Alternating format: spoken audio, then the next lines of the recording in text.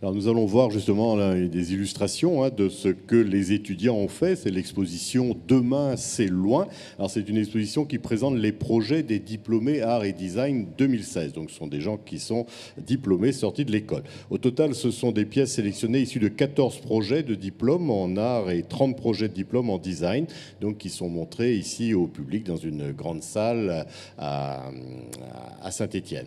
Voilà, il faut savoir que donc les étudiants assurent aussi la conception, le montage, la médiation de certaines expositions. Les étudiants ont la possibilité de s'investir dans des projets réels et concrets. Lors des 2 premières semaines de la Biennale, bon, évidemment, ils ont la possibilité de participer à des conférences, des colloques, de rencontrer des professionnels, ce qui, évidemment, est important pour eux. Et donc, je voulais demander à nos 2 étudiantes qui sont ici, c'est l'implication générale des étudiants sur cette Biennale. Pour vous, c'est quelque chose d'important dans votre cursus. La Biennale, c'est quelque chose que vous attendez ? Disons que c'est une manière de montrer son travail autrement que via des bilans de fin d'études, des examens où c'est quand même un jury qui est initié. Voilà, c'est aussi une manière de montrer son travail à des gens qui n'ont pas spécialement d'affinité avec ni l'art ni le design.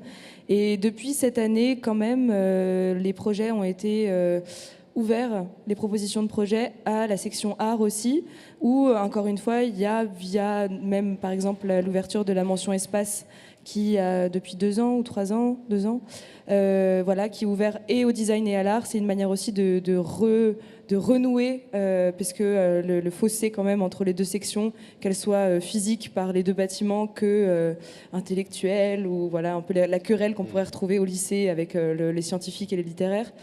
Voilà, c'est une manière via des projets qui suivent des workshops, des ateliers tenus par des profs, des professeurs de l'école. Voilà, donc il y a Fukushima Mon Amour, bon ça c'était spécifique au design.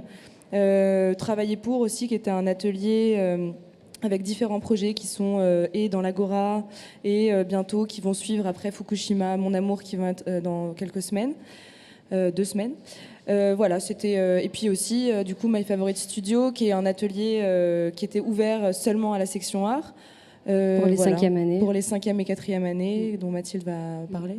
Qui s'est incarné en 2 propositions, du coup, une qui est dans le H après justement l'exposition Demain c'est loin, qui est un espace sur lequel un groupe de 5e année art s'est intéressé à la question du seuil.